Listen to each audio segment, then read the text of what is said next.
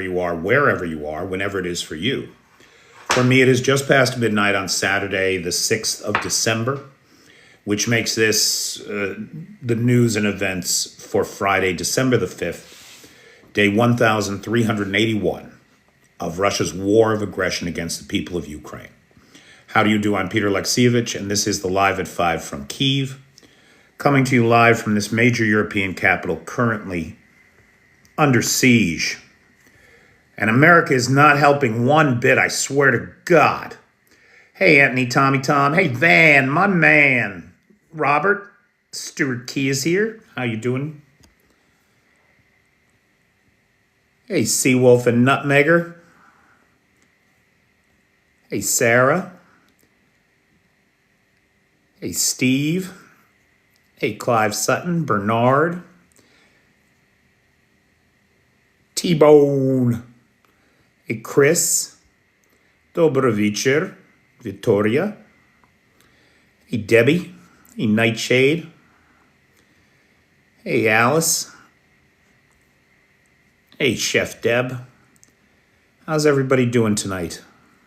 Hey, Scotty. Hey, Maria Holm. Hey, Jan. Oh, Anthony, it's killing me. It's killing me.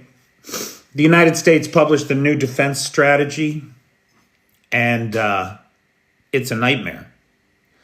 The worst part of it, for me, right, as an American who pays attention, I know for a fact that U.S. military doctrine, and the reason why we have so many weapons stockpiled, is because we have dedicated ourselves to the proposition that we need to be able to fight our two worst enemies at the same time.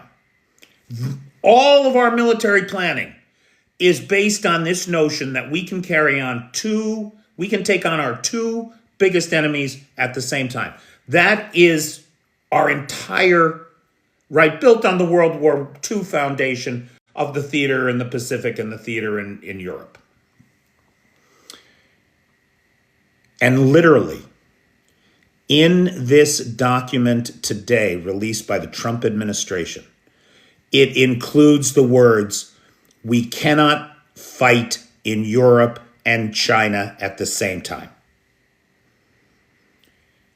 It flies in the face of 80 years of military planning, doctrine, and international treaties. Not to mention our own capabilities, because we most certainly can. It's ridiculous. I mean, it's a parallel universe. These fuckers live in a parallel universe. Are we streaming better tonight? Hey, there's Paul, our buddy from Australia. I saw your message, Paul, but I didn't have a chance to look at it. Paul is our sponsor tonight. Everybody thank Paul, please. Sure do appreciate it, Paul. Everybody that stood up this week and sponsored a live. We have live sponsors all the way through next Friday. So the holidays are coming up. There's another 2 weeks right after next Friday. If anybody wants to sponsor live in December, it would be great. Hey, Bip.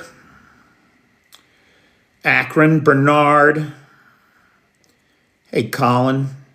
Jerry-O, I got a bone to pick with you, pal.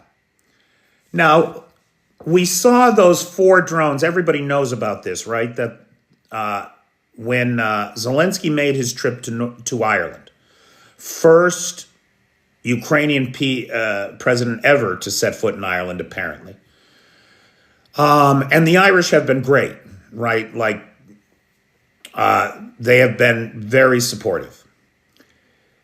As the plane approached Dublin, though, Dublin International Airport, 4 drones described as military-grade drones, very expensive drones, intercepted the president's plane's flight path. Now, the good news is the plane got in a little bit early. So the drones arrived at the flight path when the plane was already on the ground, but it appeared their intention had been to intercept the president's plane, which would indicate a knowledge of his movements, an intimate knowledge of his movements.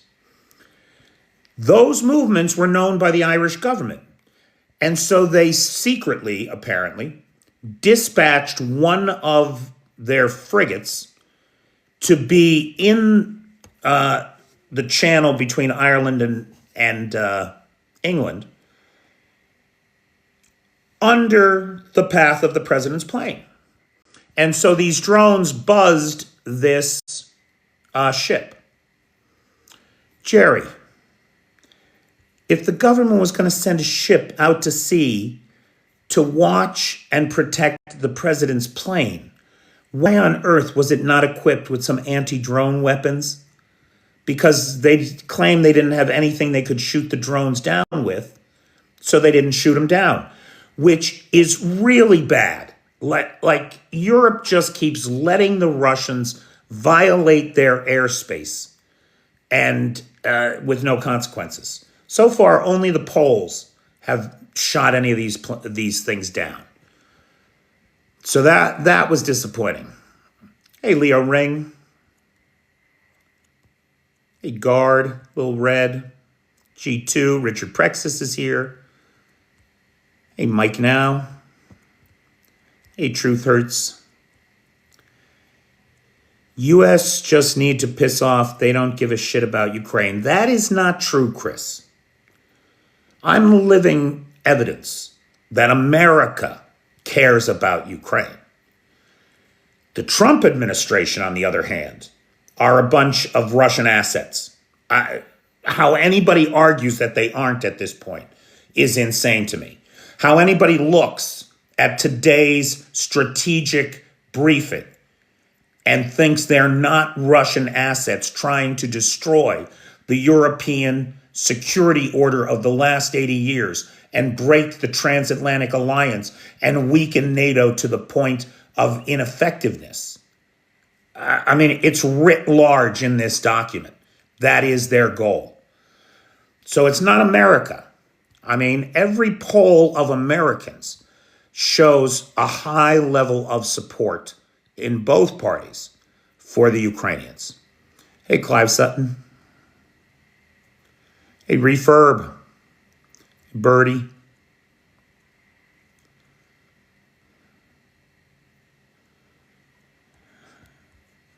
Hey, Roy. Hey, Chrissy Locks.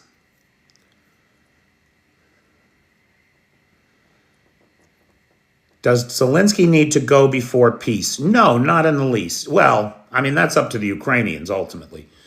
At this time, I don't see any reason for it. The only reason that that's even a question is because it's what Putin wants.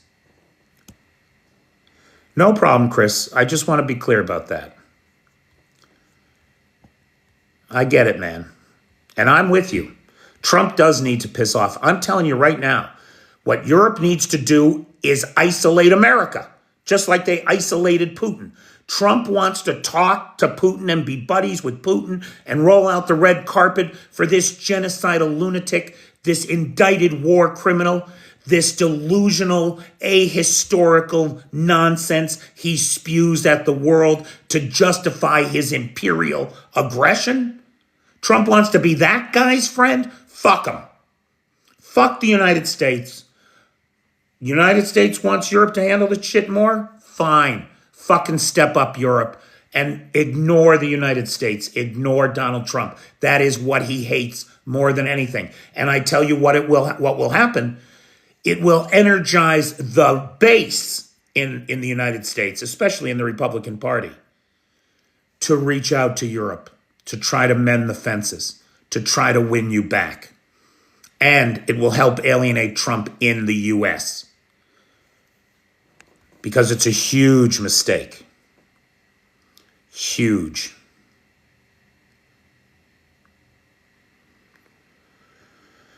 Yeah, Anthony, I think the American people will give Trump the door. The problem is, how long will he keep his foot jammed in it? he's got a hold on people somehow.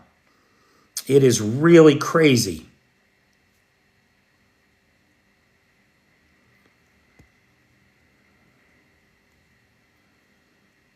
Hey, Yotan Bot. Hey, Lee. Hey, Renee Herman. Guys, the connection has here. Trump is owned by Russia. You're absolutely right, Mike Kelly. Hey, Jean-Marquis. Bonsoir. Ça va? Canada is siding with Europe more. Canada's doing a good job, Feisty. From what I can see.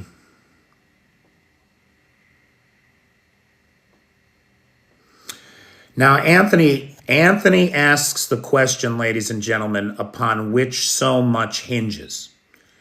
If they did isolate America, how will they get the weapons? Well, Anthony, that is a great question. We still have the Pearl Initiative. There's still the American defense industry that wants to sell weapons to Europe, and Europeans who, through Pearl, want to buy them. This is what I'm talking about. This is exactly the kind of pressure from inside the U.S. on the Trump administration that can threaten Trump's power.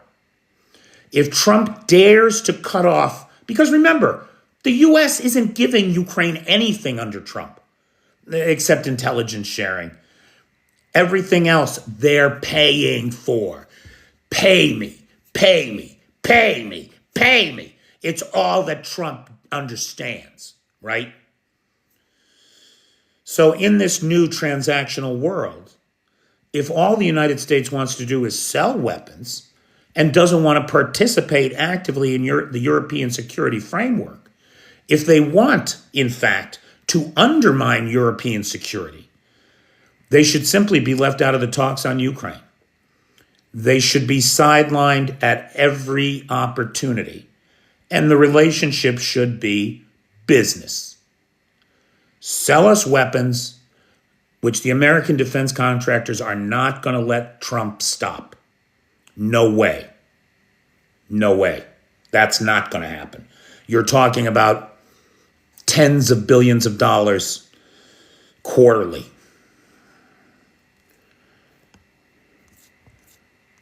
I'm telling you, that's the only thing you can do with this guy, is ignore him.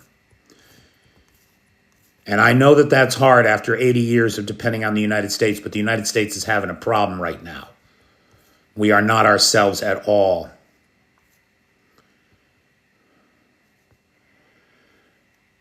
Putin called out U.S. hypocrisy yesterday. That's hysterical. It's hysterical to me listening to Putin bitch about his tankers getting blown up when he's been blowing up food shipments in Odessa for the entire war, every chance he gets. But now it's the Ukrainians that are out of line for hitting commercial shipping. You got to be kidding me.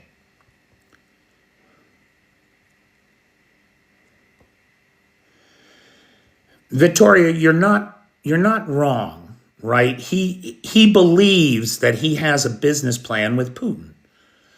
The problem is Putin doesn't want to do business. Putin wants Ukraine. So he will say whatever he needs to say to win the Donald over, and it's easy. You just offer to bribe him. Just offer him more money, and he's yours. He's your creature to control. We see it. We see it. The thing is, Putin doesn't pay. Putin's worse than Trump. He's not actually going to line Trump's pockets after he gets what he wants. He's already done that, right? Trump is going to end up paying him. Everybody is treading on eggshells because of Trump, and they have to recognize that the United States government is in an active coup by a malign foreign power. That's what's going on. Jose Hernandez. If the Democrats can win the House and Senate, they could get rid of Trump. Lars, I got to tell you, I am not in the optimist camp on this. What no one is talking about is the fact that a Republican political operative has purchased Dominion voting systems.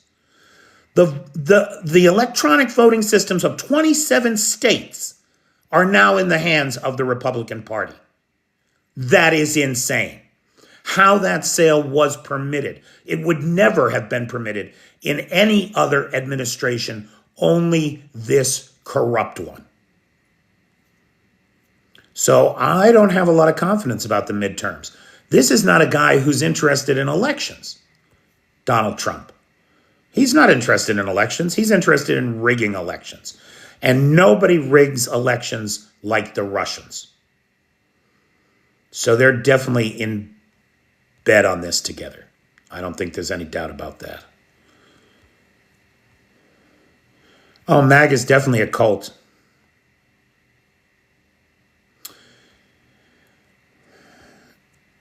It will take years to undo Trump's damage, if it can be undone.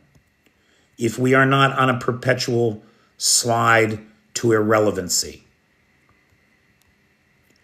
Because he is really doing everything he can to bankrupt America and Americans. And it's going very well for him, I got to tell you.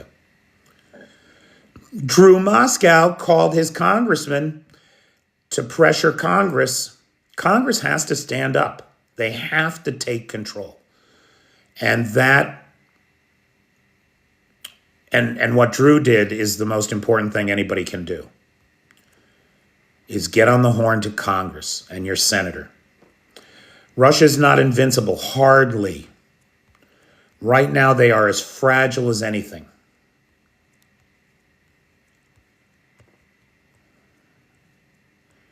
Release the Epstein files, damn right.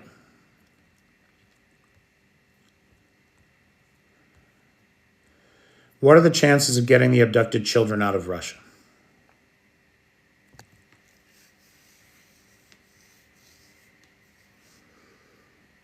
I hate to imagine. I hate to imagine, Julie.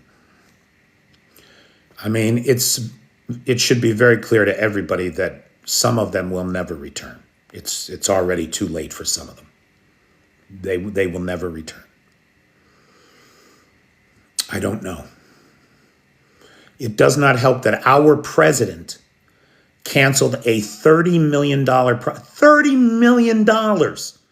on the U.S. federal budget. That's a rounding error.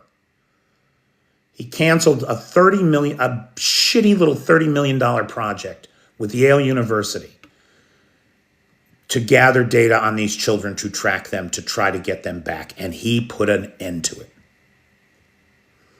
Thank God the metadata, all the work that Yale had done, was transferred to Interpol. So it was not in vain. I know, Maddie, it's America. America's in trouble, boy. And I really believe the first step is to eliminate Vladimir Putin. I really believe it. You stop the corrosive flow of Russian money into America, and suddenly the maggots have very little support. It dries right up. I really think the key to getting rid of Donald Trump is getting rid of Vladimir Putin. And the people to do that are the Ukrainians. Hey, Pugga Mahone. So the sinking of the Shadow Fleet. The sinking of the Shadow Fleet is having tremendous impact on Russia's oil industry. The ports of Novorossiysk and Tuapse, in satellite imagery of the last couple days, we see tankers moored offshore, but not approaching the oil loading platforms. They're not pulling into the ports. I don't know what they're waiting for, but the berths have been empty at Tuapse and at Novorossiysk. It could well be that the tanker owners are having to be persuaded to take the risk. It would be great, I think, if a couple of these empty tankers that are currently at sea, apparently afraid to go into port, could get hit too. That would send a message. That could effectively close down the Black Sea oil export business for Russia. And that's a substantial part of their business. I don't know exactly. I want to say about 24% or something like that. About a quarter, I think, but I'd have to check. In the Russian papers today, one economist said that the death of the Black Sea oil business may be imminent, not because of Ukrainian drones, but because of the insurers. No one will want to insure a ship driving or sailing into an active war zone. Trump is a puppet of Putin. Kadyrov isn't happy about the government office building hit in Grozny. I bet he's not, Nightshade. I bet he's not. The FSB office was hit. And look, every city in Russia has an FSB office. Why the Grozny FSB office? And the short answer is I don't know. When we think about when we think about Chechnya, we think about mercenary fighters going into Ukraine, right? Clearly, that's going to be coordinated with the local FSB guys to some extent. What else could be going on there? I do not know. I would love to know.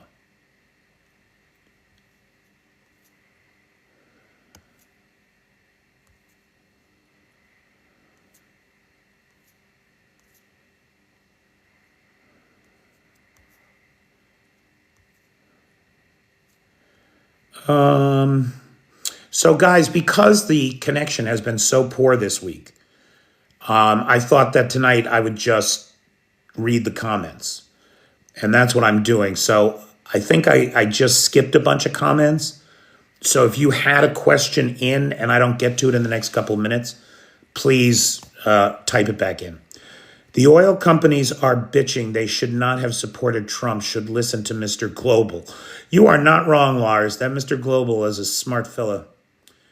Did the bridge get hit again? To the best of my knowledge, truth hurts, the Kerch Bridge was not hit. However, in the vicinity of Kerch, the city, last night, there was a lot of drone activity. Now, I have not seen a damage assessment report or what the targets were, but there was a lot of video and claims from locals in Kerch about drone swarms overhead and explosions in the area. I mean, the big target there is likely to be the marine oil terminal. That's the main marine oil terminal for gasoline, diesel, and aviation fuel into Crimea. That would probably be one of the maybe the landing piers too. Even Supreme Courts do as Trump wants. Of course they do. He installed 3 of them. 3 of them.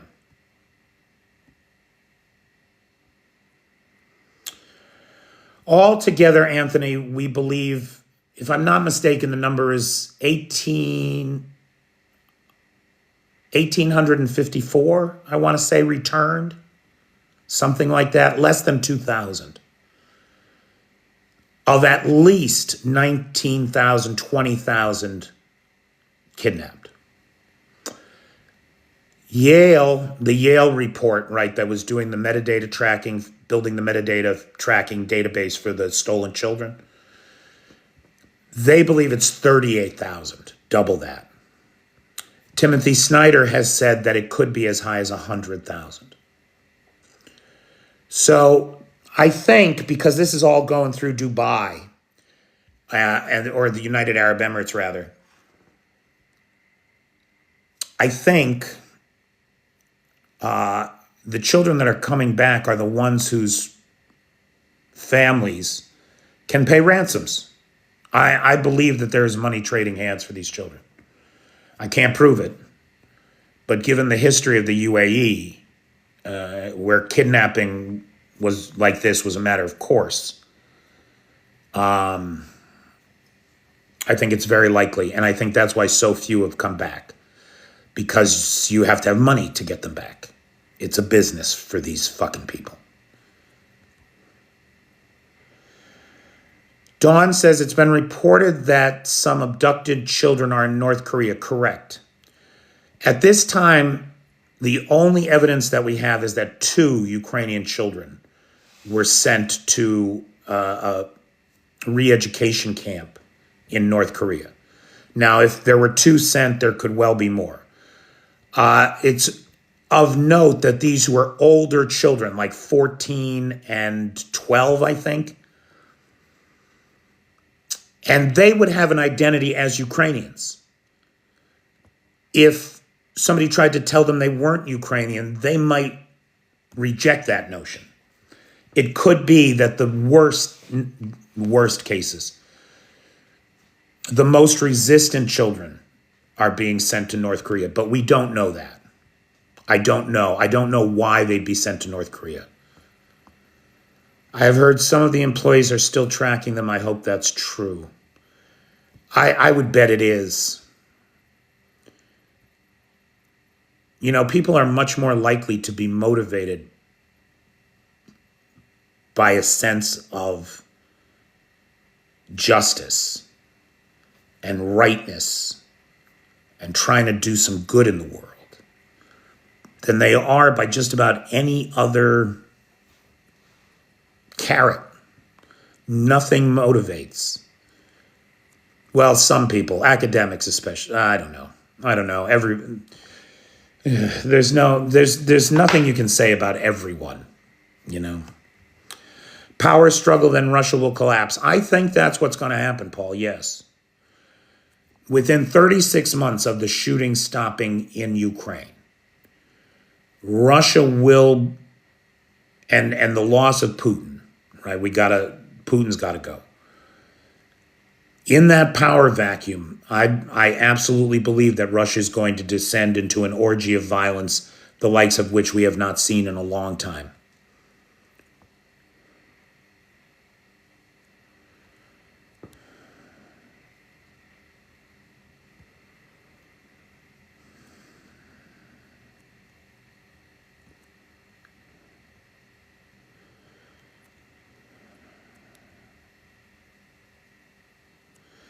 Is that true that Trump has taken the sanction away from Russia? No. Well, it's not as simple as that. There have been multiple sanctions package, multiple sanctions regimes. It is true that he has allowed some of those sanctions to expire. If the sanctions were supposed to be in place for a year, let's say, he let them expire and did not renew them. Now, that was... I don't know the details of which sanctions were removed. There goes the air raid alarm. Okay.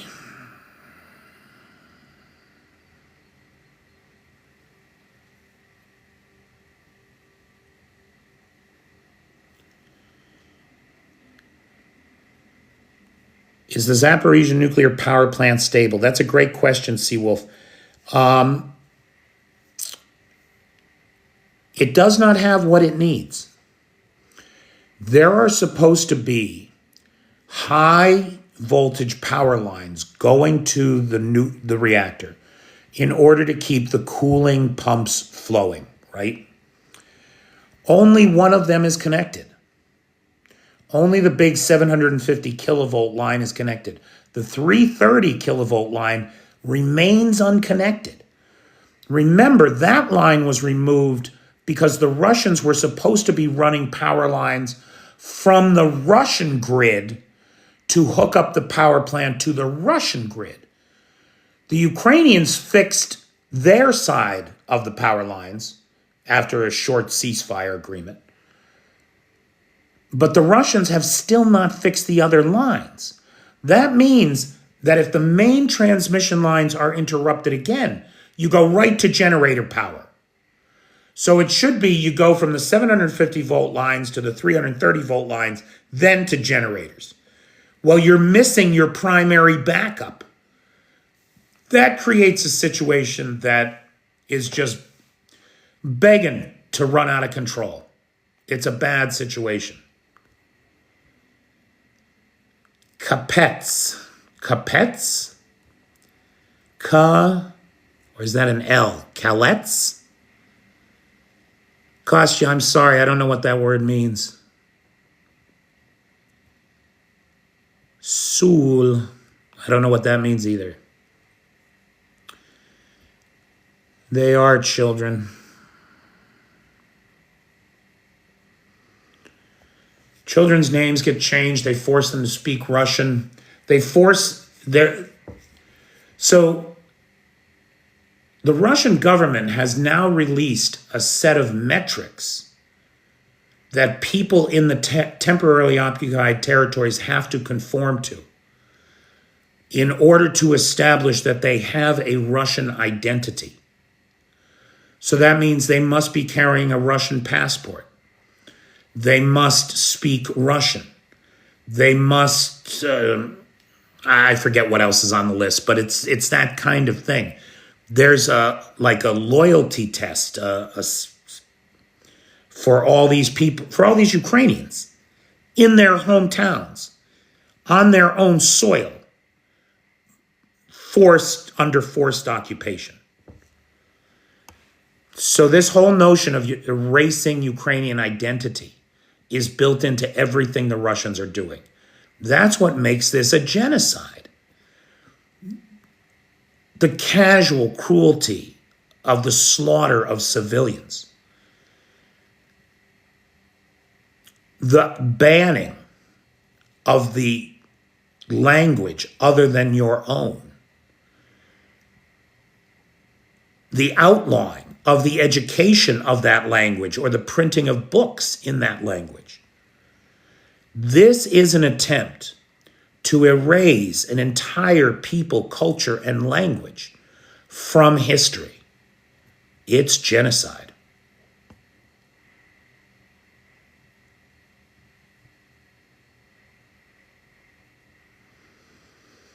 That is worrisome, Tulsa.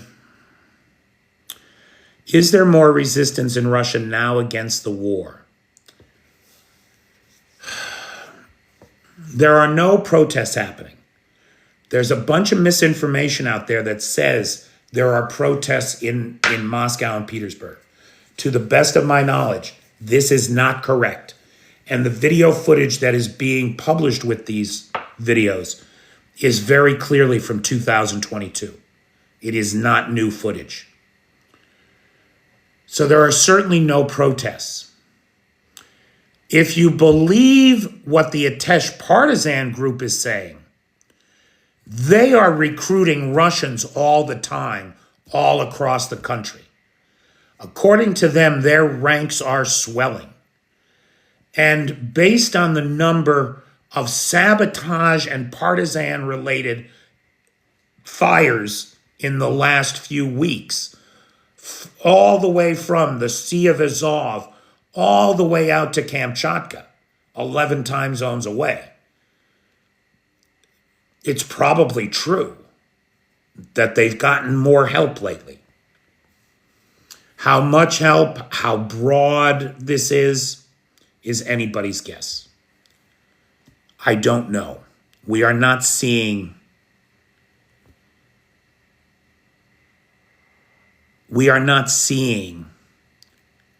any large-scale resistance yet in Russia.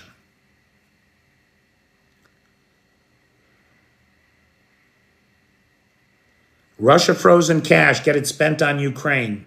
So here's the thing. UK, Anthony, you will be proud to know, is really once again leading on this issue. $8 billion, I believe, today. So I don't know exactly how much frozen cash is in the UK. I think it's 20 billion. But the UK is leading the way. They have seized, as of today, 8 billion of it for Ukraine directly. No loans, no schemes, no, nothing. Here's some reparations money to keep your economy flowing, to keep your government open, whatever. And if I'm not mistaken, you guys have another 12 billion that you can dip into. So leading the way is the UK. Just like they led the way in tanks, they led the way in long-range munitions.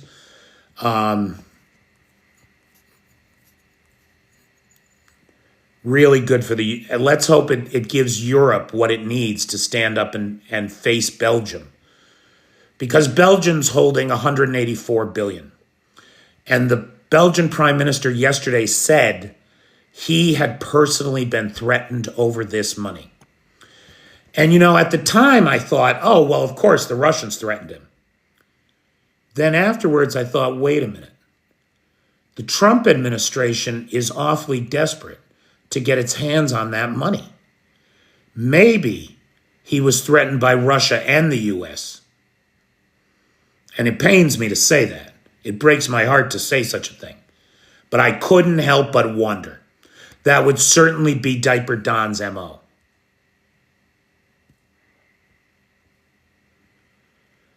Where did Lukashenko go would be nice with an uprising in Belarus right now. Hey, Andreas. Yeah, pal, I guess we don't know where Lukashenko is. He's been missing for a couple days or something, huh? Now, look, there's a lot of things going on in the shadows. So there's no telling where he might pop his head up. Moscow, Petersburg, Pyongyang, for all we know. So let's wait and see how this plays out. I certainly don't have any theories as to where he is. But with him out of the way, why doesn't the government in exile try to come back or something? Because they'll all be shot, that's why. Has the internal waterway from the Baltic to the Black and Caspian Seas been hit? Not that I'm aware of, Seawolf. Not that I'm aware of. The waterways themselves? Not that I'm aware of. Belgium is being troublesome. Was that a British person who said that? That's a very British thing to say, I think. Oh no, the Australian.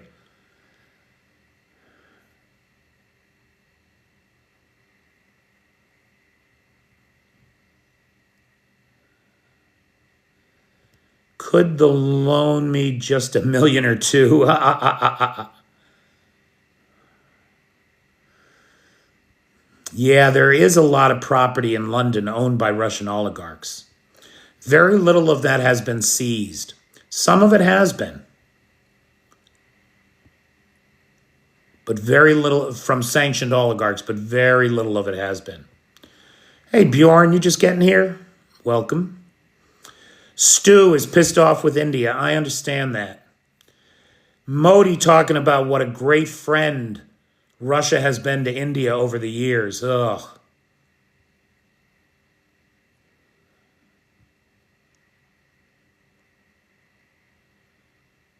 Luka, where did he go, Shenko? Lukashenko sleeping on his golden toilet.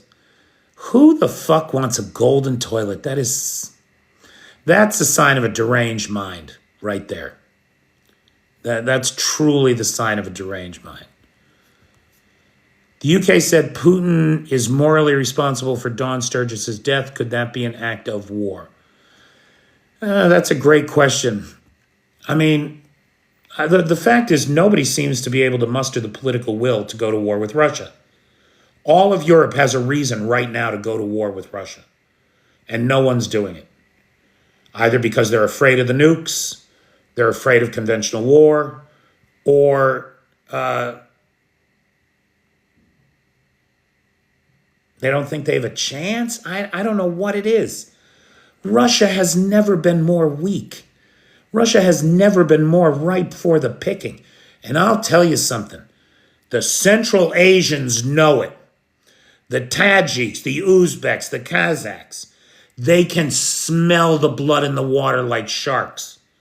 When the time comes, I bet you Ekaterinburg is going to make a great Kazakh city.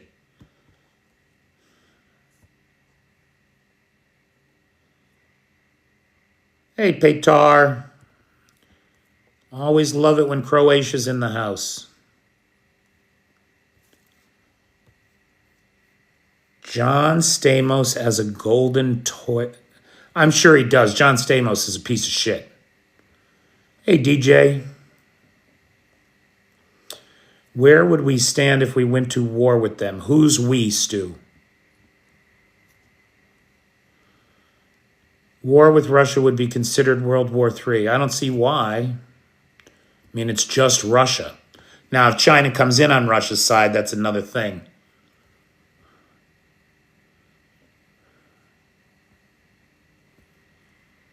Oh, I love origami.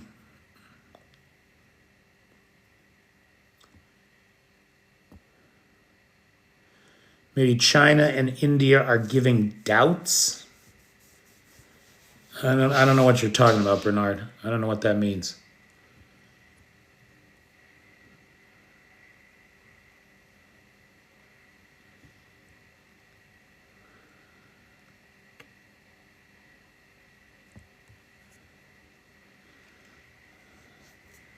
Russia is very weak at this time.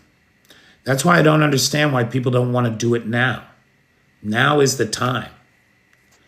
Hey, flying sunbeams. Why is Trump's son-in-law at the peace process? Because he's how they launder the money. Ask the Saudis. Come on, you know that. That's how they launder the money.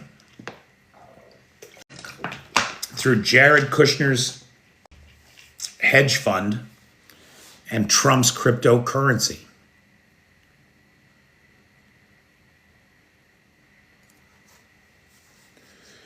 You know, Valley Guy, Europe wouldn't even have to do that.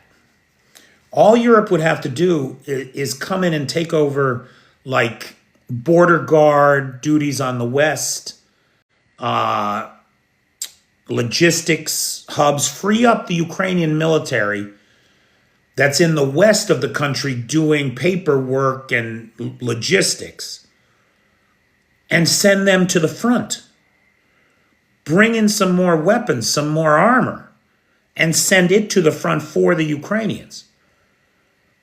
I'm telling you, if Ukraine, right now, the Russians are firing 15,000 artillery shells a day at Pokrovsk. At Pokrovsk alone.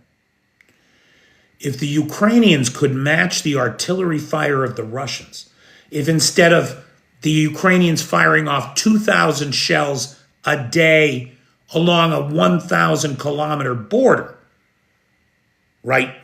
Ukraine is firing 2 shells per kilometer of front line every day. The Russians, just in Pokrovsk, are firing 15 shells for every kilometer of the front line.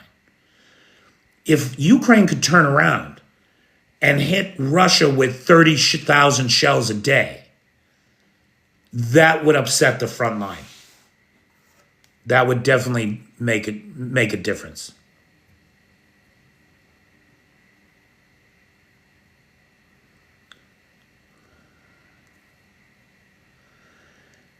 Why doesn't EU hire BlackRock mercenaries to go?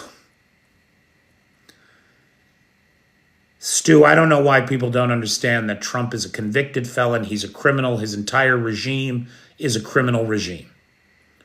Hey, Evil Royal Saxon. Hey, Valley Guy.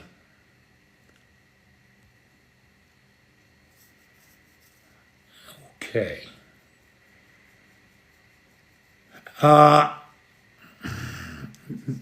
I don't know what's happening in Venezuela. Trump loves autocrats. Why is Maduro the only autocrat he doesn't love? Is it some kind of a move? Like, did Putin encourage the move to distract from Ukraine? Does Trump need it to distract from the Epstein files? Is he just looking to get control of Venezuela's oil? I don't have a good answer to any of that.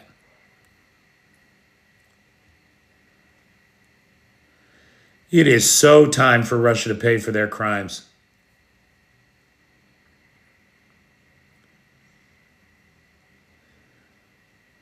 Maduro won't bow down to Trump. You think that's what it is? That could be. Trump is that kind of cult of personality type. Trump is second in command to Putin.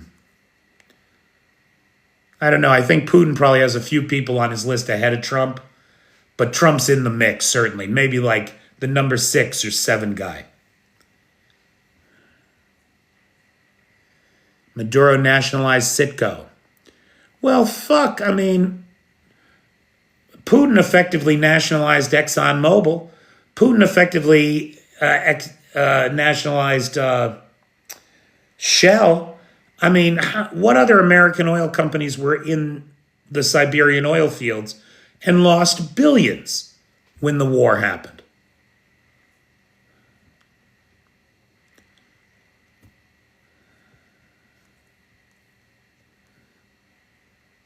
DeepSeek thinks he's 7th. Who is next after Putin? That's the whole problem with these dictatorships. They don't have a mechanism for the peaceful transfer of power. And the dictator, as he gets older especially, tends to get increasingly paranoid. And so anyone who is well-liked or competent gets disappeared, dispatched, or detained. Look at Igor Girkin. Igor Girkin, the general who gave, or I forget his rank, but he was the Russian military officer who gave Putin the Donbass war, created it for Putin with his little green men in Donbass. He was a highly effective commander, ultra-nationalist, said all the right things. He's now in jail and is likely to die there. We've seen 18 generals jailed since this war began. Most of them not for incompetence, but for competence. Because their threats to their popularity, their success, their competence makes them a threat to Putin's power. So that's what I'm saying. When Putin is gone, there's going to be a power vacuum that is going to result in a great deal of violence inside Russia, I believe. Why is India helping Russia? Are they not afraid of the tariffs?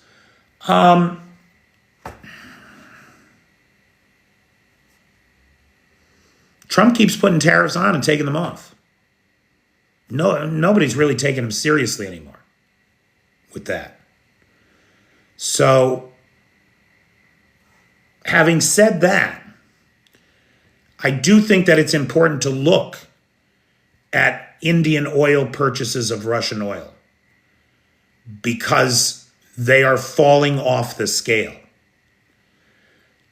As far as why Narendra Modi and Putin have the relationship they have, India got a lot of help from the Soviet Union that it didn't get from the West after World War II.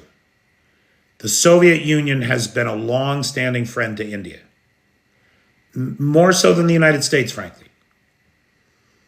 And so that historical relationship, even though India is ultra-modernizing and turning increasingly west, that historical relationship is still present. Until recently, almost all of India's weapons purchases were Soviet or Russian made. It's only in the last 3 years that they've started to buy American. Now, in terms of Indian purchases of Russian oil, I was just looking at the numbers today. For most of the sanctions, India was buying about 2 million barrels of Russian oil a day. That's about 60 million barrels a month. Well, in October, that fell to 1.5 million barrels a day. So down by 25%. That's billions of dollars in revenue Russia's not getting. November, we saw a little uptick before the 21st. India stockpiled an average of 1.85 million barrels. So a little uptick, not to the rates of before. Since November 21st, how much Russian oil has India been buying? 600,000 barrels a day. That's 1/3 of what they were buying in November. That's a huge, and China's 4 largest state-run oil refiners have all said they are stopping purchasing Russian oil completely. There's been a similar decline in the purchase of oil by Turkey. Turkey is down to about 1/3 of what they had been buying. So those are the 3 biggest customers. And the bottom is just falling out of those markets. That's gonna hurt the Russians. There's no two ways about it.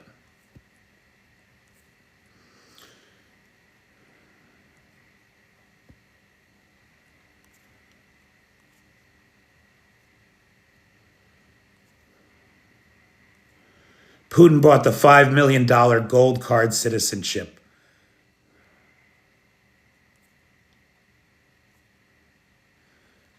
Yeah, Peter, I agree. Russia will collapse on itself. Nobody has to break up Russia or destroy Russia. Russia's doing a fine job of doing it itself. Russia wants to purchase more S-400s. That seems unlikely, Zoe.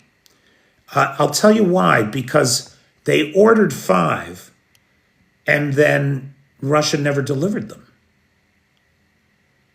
So, and I think they might have even paid for them, and they didn't get them. India is swearing off Russian weapons. They're buying Western weapons these days. That's a good point, Roy. India was a former British colony. That's always going to leave a bad taste in your mouth.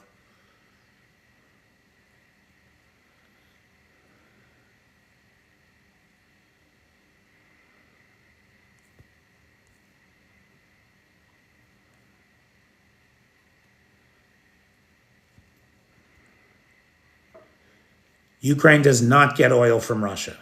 That is a Russian lie that is often repeated in Russian propaganda. Ukraine has consistently turned off the Russian taps here.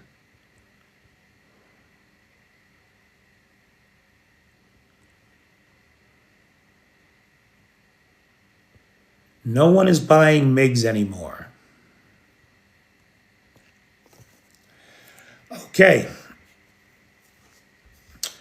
Ukraine has some oil supply of its own. And then I don't know where they get the rest of their oil from. It's a good question. Lars says from Europe. There you go. Lars would know. He's Norwegian. They have a lot of oil money. Okay, we got about 5 minutes left to regular live. Signal is good tonight. I'm not getting any network unstable messages. That's good. No lagging out there, right, guys? Let me again thank Paul, our friend from Down Under, who is the sponsor of tonight's live. I really appreciate it, Paul. We've got sponsors right through next Friday. If anybody wants to sponsor a live over the holiday season, the PayPal's in the description. Let me also thank Lars, who has the Discord server, Nightshade, who has the Peter's Peeps group on the Book of Faces, and, of course, the best moderator team on the Tickety Talk, Maddie, Feisty, Roy, and Travis. Thank you. Thanks, Ben Tilley. No big buffers. Good. Rare blips tonight, J-Boy. Thank you. Thank you from up over. Man from up over. I guess that would be me, huh? That's awesome. Thank you, Paul. For anybody who's got a Patreon account, and if you don't have a Patreon account, there you can get a free one. I did post a kind of holiday thank you message today to the Patreon. If you have a chance, give it a listen. Oh, yeah, Ukraine produces lots of oil and gas. That's why this whole war started, right? in 2010, 2012, Ukraine's gas reserves off of Crimea were proven to be extensive. That's why Putin seized Crimea, because he had the monopoly on pipeline gas to Europe. If the Ukrainians exploited those fields, he'd have competition in Europe. And that's why he took Crimea. It's all about the money. Thanks, Victoria. Always feel better after hearing the live. Thanks, Peter. Well, thank you, Stu. That makes me feel good. No way. They launched a Russia Today India. Ah. Mike Kelly, you're funny. Quick one, Peter. We did a road trip to the TARDIS, cosplayed Doctor Who, even got fish fingers and custard. Well, Kath Brown, you could not have given me a better segue to the story that I want to tell next. So there's just like 2 minutes left to the live. So I wanted to tell this story tonight because after I did the thank you piece on Patreon today, I was thinking about how the live is very much focused on Ukraine. The purpose of this channel is to disambiguate Russian disinformation, keep Ukraine top of mind for people, and to serve as an interface platform where people who are helping Ukraine can get help from people who want to help Ukraine, right? And that's why this channel exists. And I don't talk about me very much, but sometimes people like to hear about me. And I thought I would tell the story. After the live, I'd stay on for extend the live a little bit to tell this story because it's a good story, right? And it is the story, Kath Brown, of the scarf my grandmother knitted for me, which if you are a Doctor Who fan, you will recognize this ridiculous 16-foot long, 3 meters scarf from the television series Doctor Who, right? And so it's awesome that you cosplayed Tom Baker. Nice. My doctor, right? The doctor that was the doctor when I was growing up. It's the Tom Baker special. This is the scarf from, I think, his 3rd season, because there were different scarves, right, every season. And this is the one I think from, it is Tom Baker's. This is Tom Baker's scarf, Stu. The pattern was published in the Philadelphia Inquirer, and I gave it to my grandmother. This is in 1983. So that's what, 42 years ago? 42 years ago. 42 years ago, my grandmother, out of the love in her heart, spent months sewing this scarf for me to give it to me for Christmas 1983. It is one of my favorite possessions. I mean, you guys know I'm a little cynical about a lot of things. I'm not really a fan of anything except Doctor Who and Star Trek. Those are the 2 things that I am a fan of. And yeah, my grandmother was a great woman. She was instrumental in raising us. She was a source of love and food. And she supported us in so many ways. And one of the things she did for me was make this tremendous, wonderful, crazy, ridiculous, stupid thing. Now, and I love it very much. In 2018, I was living with a woman who I loved very dearly. I really did. but she had some anger issues, to say the least. I don't remember why she was mad at me, but she was mad at me. And so she took my scarf, right? This thing that is my favorite thing in the world. And she threw it out in the driveway in the snow and then ran over it, tearing a large section apart. She was trying to hurt me. And it succeeded. We did not live together much longer after that. I had a good friend who did a lot of knitting. And I asked her if she could repair the scarf for me. And so I sent her the pieces. And I kept thinking I would see her, we would see each other. She lived in Philadelphia, I lived in Scranton. And so a year goes by, and she hasn't been to Scranton, I haven't been to Philadelphia. I call her up, and she's like, listen, I can't fix that thing. It's trashed.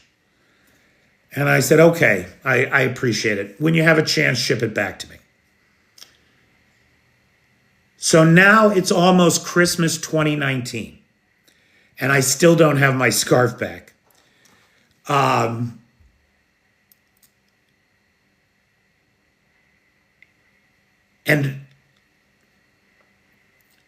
on the morning of December 10th, I was awakened by the crying of my dog, who is not allowed in the bedrooms and was in my bedroom. And I struggled to wake up to this crying. And when I finally did, I realized that the house was full of a thick, black, acrid smoke, and that I could see firelight dancing in the hallway between the living room and the bedroom. And I walked out into that hallway to find my living room ablaze from floor to ceiling.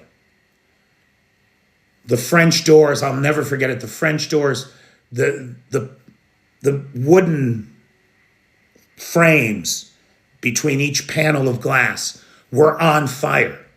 It looked like doors to hell. And in that fire, I lost everything. The house, by the time I lived out in the country, by the time the firemen got there, there was nothing left to save. My entire library, every word I had ever written on paper, everything I had ever bought, been given, won, earned, whatever, was gone. But this scarf was still at my friend's house in Philadelphia. It is about the only thing left that I own from my life before the fire. And the amazing thing is, when I came to Ukraine, I brought it with me. And in fact, without the fire, it's very unlikely I would ever have come here. Because the fire gave me, it's not the same, I'm not comparing. It's not the same as what the Ukrainians have gone through. The dog saved me, Mark Kelly, let's be clear. The dog saved me, not the other way around. Great chocolate lab. She was about 10 years old at the time of the fire, and she lived for a couple more years. She's a great dog, great dog. And she saved me. There's no two ways about that.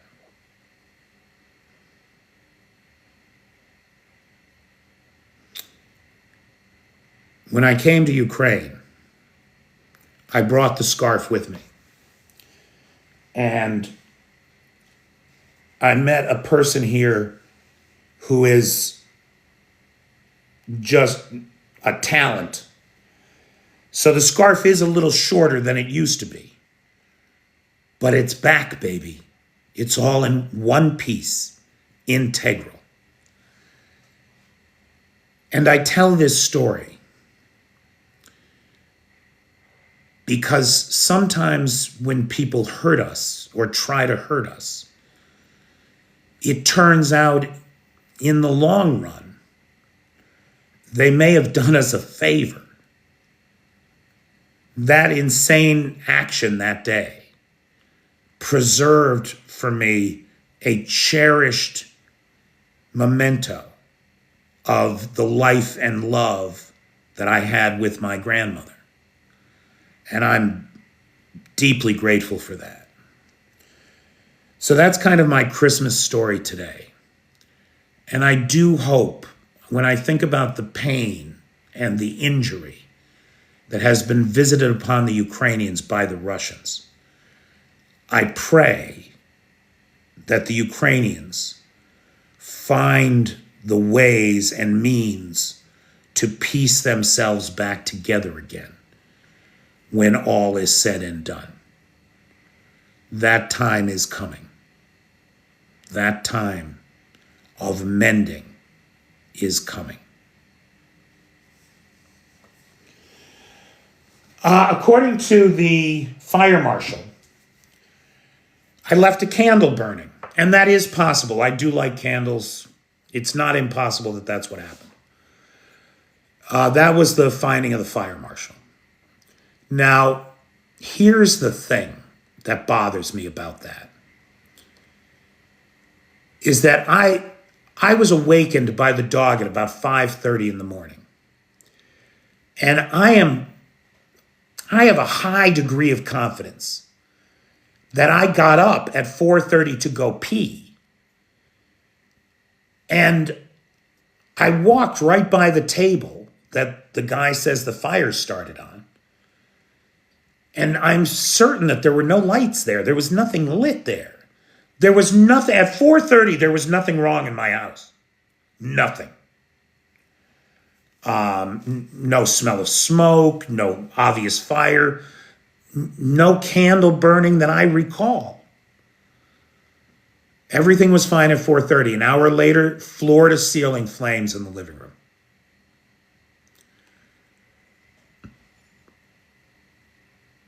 Oh, Valley Guy, that's the worst. I didn't know that the cats hide in a fire. So the first thing I did when I saw the fire was run out the back door, just run away and get me and the dog out. And then I ran around to the mudroom door, but I couldn't kick it in because the cats slept at night in the mudroom. I couldn't kick that door in, so I ran around to the kitchen door. I kicked the kitchen door in, then into the mudroom, and with all the smoke in the house, all I could do was get in the mudroom, open the mudroom door up, hoping the cats would run out, but they didn't. They just were hidden in the mudroom and were lost. So me and the dog got out, but not the cats.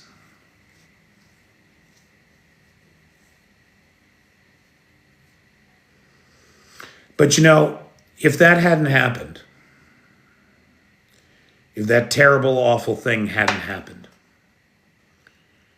I would not have had the freedom to leave the United States and come here. Like, I would not have this life without that tragedy in my own.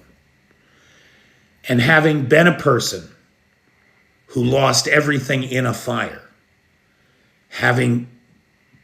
being a person who knows what it is to sit in the wet grass on a cold December morning in a cold winter rain with your dog in your underwear, watching everything you ever worked for go up in smoke. It did make me feel like I could understand what some Ukrainians have gone through here. Like we've been in the same boat. Heavy night in Dnipro, huh, Designology? Clive, it does feel that way. If that's a real thing, it does feel that way, pal. Because, of course, none of this either was planned. I mean, I was supposed to be here for 3 months, and all of this evolved afterwards. I left a candle burning, flying sunbeams, is what the fire marshal said.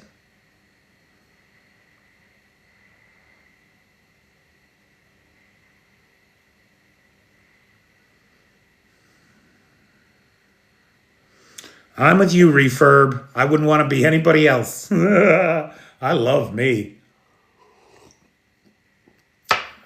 All right. 61 drones. Light night. Huh, Paul?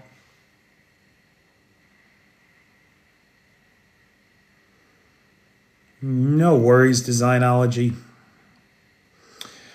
Okay. Thank you, Bobby. My journals are the most important thing in the world to me. I kept journals for 20 years, and they suffered damage in the fire. Most of them are pretty badly damaged. But some of them you can read the pages, and I really do want to go back to them. I can't believe I've been away from them for 3 years. I started to go through them, but that's a project that's waiting for me yet. Thanks, Bobby. I appreciate all you do. Yeah. Well, thanks, Matthew. All right, everybody.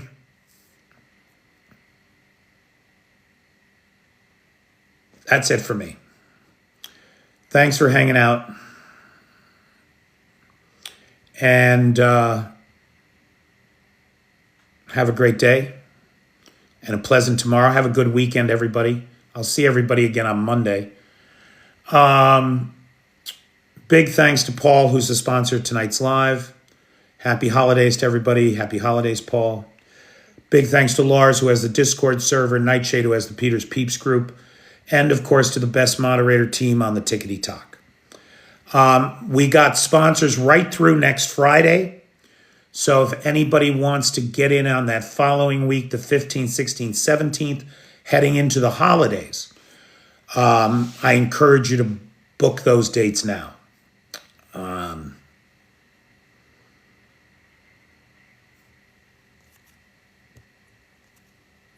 Why are you applauding for Paul?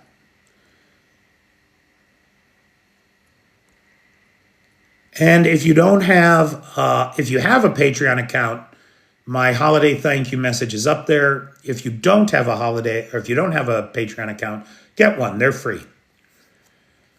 All right, everybody. Take care, everybody. Have a pleasant tomorrow.